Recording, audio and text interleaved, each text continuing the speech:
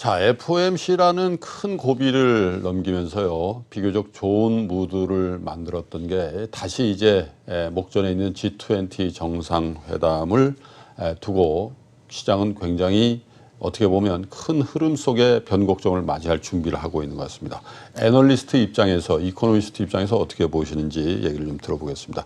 이종우 이코노미스트를 모시겠습니다. 네, 안녕하세요. 먼저 G20 정상회담, 예. 물론 이제 결론이 어떻게 날지에 대해서 뭐 이걸 맞춘다는 게 굉장히 어려운 일입니다만 증시에 대한 영향에 대해서는 우리가 합리적인 추론을 좀 할 수 있을 것 같습니다. 어떻게 보십니까?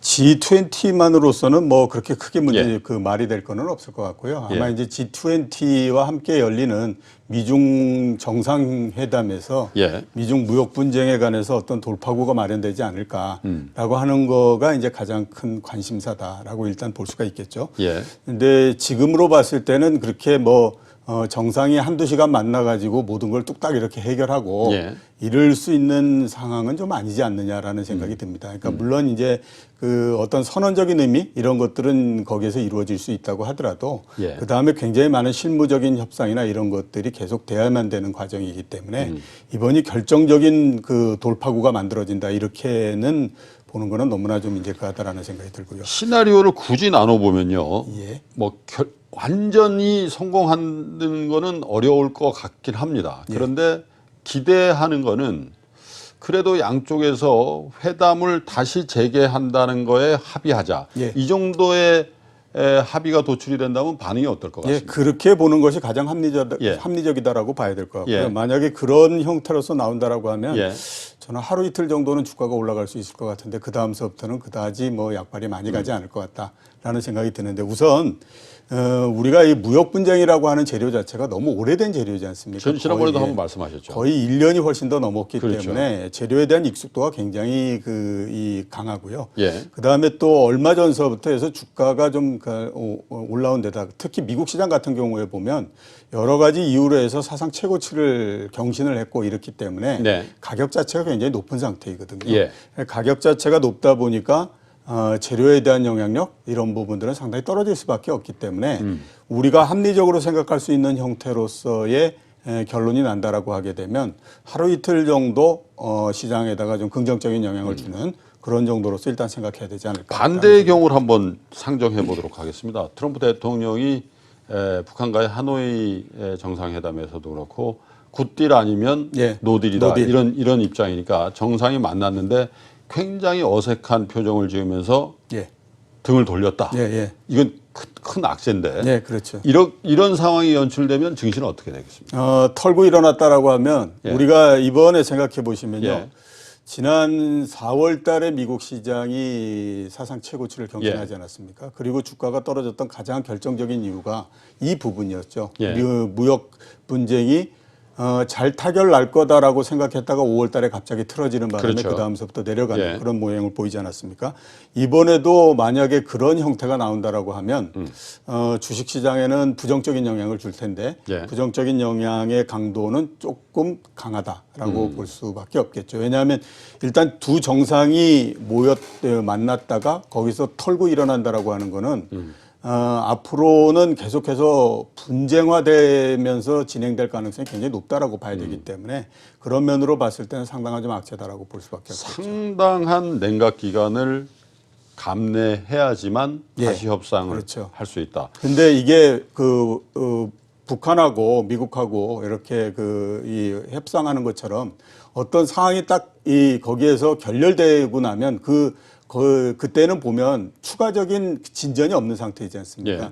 근데 이번 같은 경우에는 미국하고 중국 사이의 무역 분쟁이 거기에서 어떤 형태로 결렬이 돼버리는 형태가 되면 예. 그 다음서부터는 굉장히 많은 일들이 일어날 수밖에 없죠. 미국도 그렇고 중국도 그렇죠. 그렇고. 계속해서 예. 관세가 들어가는 부분들이 굉장히 많아지고 이런 형태가 되기 때문에 예. 이거는 영향이 계속해서 나타나고 있는 과정이니까 예. 그런 면에서 보게 되면 조금 부정적인 부분들이 있다라고 보는 게 맞겠죠. 그렇군요.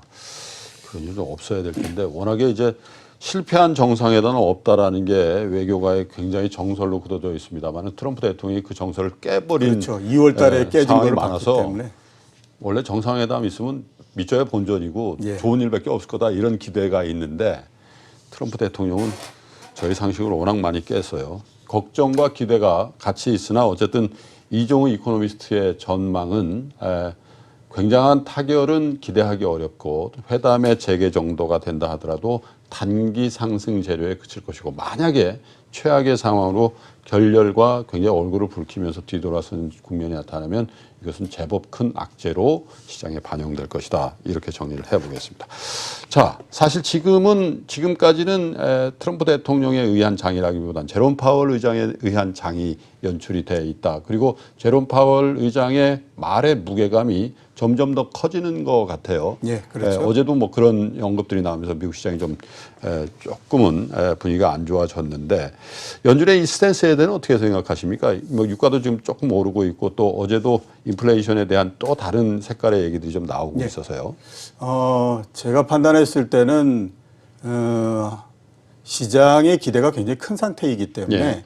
그거에 맞는 액션을 어느 정도는 보여줄 텐데요. 예. 그 액션이 그렇게 굉장히 많다는 걸 그러기는 어렵다라고 봐야 됩니다. 예. 그러니까 한 번 정도 금리를 인하하고 하는 것은 예. 그 시장의 기대나 아니면 지금 미중 무역 분쟁에 따른 불확실성 이런 부분들 때문에 어느 정도는 가능하다라고 봐야 되는데 연속적으로 계속해서 금리 인하가 이루어진다든가 네. 내지는 7월 달에 0.5% 금리 인하가 있다든가 이런 것들은 이루어지기는 굉장히 어렵다라고 봐야 되죠. 예. 왜냐하면 우리가 상식적으로 봤을 때 지금 미국 경제가 상당히 좋다라고들 많이 얘기하지 않습니까? 예. 실제로 1, 4분기의 성장률이 3.1%였고요. 지금 실업률이 3.6%인 상황이잖아요. 예. 그러니까 경제가 굉장히 좋은 상태에서 금리를 내린다라고 하는 것도 어려울 뿐만 아니라 그거를 연속적으로 내리고 굉장히 큰 폭으로 내린다라고 하는 것도 그렇게 쉬운 일은 아니기 때문에 우리가 합리적으로 봤을 때는 한 번 정도 내지 이런 정도는 뭐 이렇게 시장의 필요에 따라서 네. 가능하다라고 봐야 되겠지만 연속은 되기가 어렵다라고 봐야 되고 지금 제일 걱정되는 부분 중에 하나는 뭐냐면 시장이 금리에 대한 기대나 이런 것들이 너무 강하다라고 하는 것들이 아마 이제 좀 다소 오버슈팅했다. 예, 그렇죠. 예. 그 부분들이 걱정이기 때문에 어제 파월 의장이 얘기하고 한 것도 일종의 어떻게 생각하면 시장의 기대를 조금씩 낮춰줘야 될 필요가 있겠다라는 생각이 들어서 이렇게 이제 그 언급을 하거나 지금 이런 자막에 나와 있습니다. 파월 의장이 연준 본인이 리더하고 있는 연준에서 이 불확실성이 금리 인하 필요로 하고 있는 상황인지에 대해서 연구 중이다. 예. 상당히 애매한 애매한 얘기죠. 금리 인하 예. 필요로 하는 거지. 예, 그러니까 그 앞에 이제 불확실성이 붙지 예. 않습니까? 그 얘기는 뭐냐면 이번 주 말에 미국하고 그 중국 사이의 무역 그 협상 이 부분이 네. 어떻게 되는지를 보고 한번 다시 또 스탠스를 정해보겠다라는 얘기이기 때문에요. 네. 저렇게 굉장히 애매모호하게 얘기를 할 수밖에 없는 그런. 저 발언에 여러 가지 이제 함축적인 의미가 있을 수 있겠습니다만은 만약에 7월에 0.25 그러니까 25bp를 금리를 인하했을 때 만약에 시장이 이거 갖고는 안 된다라고 마구 이제 그 시장 반응을 보였을 때 네. 본인이나 연준의 의사결정자들은 굉장히 곤혹스럽지 않겠습니까? 곤혹스럽기는 할 텐데요. 예. 그렇기 때문에 더 금리를 내리거나 이러는 정책은 여태까지 그렇게 많이 하지는 않았었고요. 그래서 미리 저런 발언을 예, 통해서 그렇죠. 시장의 기대를 낮춰줘야 될 조금 필요가 톤다운 있는 시키면서 예, 예. 본인이 혹은 본인과 본인의 동료들이 하는 이 금리 결정이 시장에 어느 정도 침투력을 가지고 행사될 수 있는 그런 것을 노리고 한 거 아닌가 그런 생각도 좀 들고요. 예, 그렇죠. 그렇기 때문에 어제 나온 그 발언이나 이런 것들은 가장 필요한 거는 예. 지금 시장의 기대가 너무 높아져 있는 상태이기 때문에 그 시장의 기대를 적극적으로 낮춰줘야만 되는 그 네. 상황인 거거든요. 그렇기 때문에 앞으로 일정 기간 동안을 보면 아마 저런 스탠스가 굉장히 많이 나올 겁니다. 그렇게 해서 이렇게 시장을 좀 이렇게 진정을 시키는 형태였다가 또 시장이 너무 예. 이렇게 침체되는 형태가 된다라고 하면 조금 더 다른 스탠스를 얘기하고 이런 형태가 될 수밖에 없기 때문에 상당히 좀 복잡하다라고 예. 이렇게 볼 수가 있겠죠. 미국채 10년물이 여러분 차트에 보셨습니다마는 2%를 결국 깨고 내려오는 상황까지 이제 연준 의장의 입장에서는 굉장히 긴장감을 가지고 볼 수밖에 없겠다 이런 생각도 들고요. 자, 우리 증시 얘기를 좀 해봐야 될 텐데 어제 조정을 좀 받았습니다만 S&P가 어쨌든 사상 최고치를 치고 있고 우리 코스피가 정말 조금 반등을 했습니다만은 기대 바뀌고 굉장히 무기력한 장세고 그렇죠. 또 코스닥 같은 경우는 연일 좀 크게 빠졌단 말이죠. 이 상황에서 맞는 하반기 그리고 그 하반기에 마지막 이벤트로서 G20 정상회담. 어떻게 봐야 됩니까? 하반기에 우리 증시 어떻게 대처해 나가야 되겠습니까? 제가 봤을 때는 상반기하고 그렇게 크게 차이가 나거나 그러지는 않을 거라고 봅니다. 그러니까 상반기 시장이 바닥은 한 2,000 정도였고요. 그다음에 위쪽은 2,250 이렇게 돼 있지 않았습니까?